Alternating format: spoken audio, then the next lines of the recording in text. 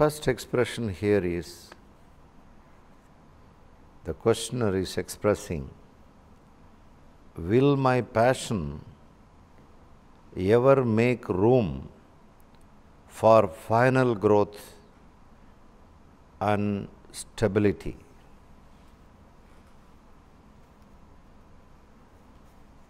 One of the practical questions.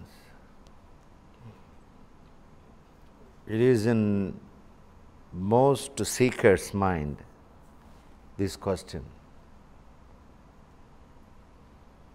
This creates a kind of conflict also in many people.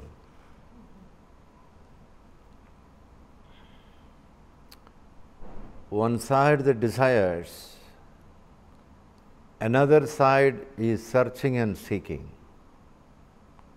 longing to be in the ultimate, longing to be in the natural state. This creates conflict, inner conflict. Because today world is full of attractions. This much attractions were not there some 50 years before. Today very much attractions. Because of the outcome of the science and technology, creativity, we have created so many things around us. Everything is attracting. So many new passions are arising. What to do? Is the question. Shall we close our eyes towards these attractions?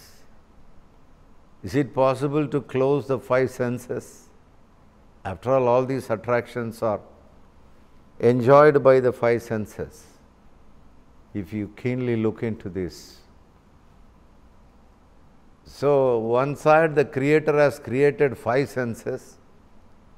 Another side, out of the creativity, many people creating so many attractive things in front of you. In between, the mind is asking, what to do with my passions, with my desires? A confused state. Because some of the teachers, they recommend, close your eyes, close your ears, don't see unnecessarily, don't listen too many things. One side of teaching or advices or conditioning going on in the society and the people around you. But the truth is surrounded by beautiful attractions and the five senses which are ready to enjoy. After all, we are surrounded by forms and names.